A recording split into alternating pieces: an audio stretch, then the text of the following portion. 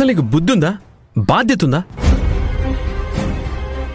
నువ్వింటికి త్వరగా రాకపోతే ఇంట్లో వాళ్ళు ఎంత కంగారు పడతారో ఆలోచించావా?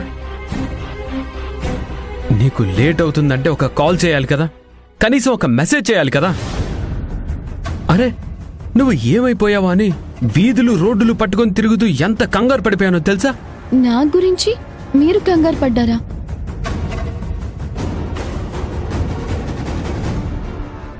చెప్పండి రాహుల్ బాబు, నా గురించి మీరు కంగారు పడ్డారా?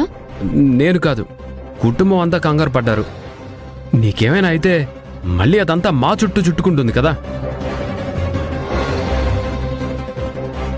అందుకే ఈసారి లేట్ అయ్యేదుంటే ముందే ఎవరో ఒకరికి ఇన్ఫార్మ్ చేయడం అలవాటు చేసుకో.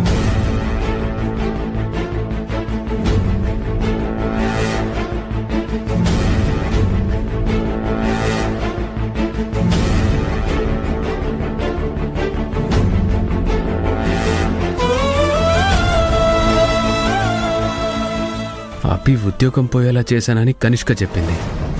అభిలో మాత్రం అసలు ఉద్యోగం పోయిందని బాధ కూడా కనిపించడం లేదు. అసలు ఏమై ఉంటుంది? రాహుల్ బాబు ఏంటి నా వైపు అన్నిసార్లు చూస్తున్నారు?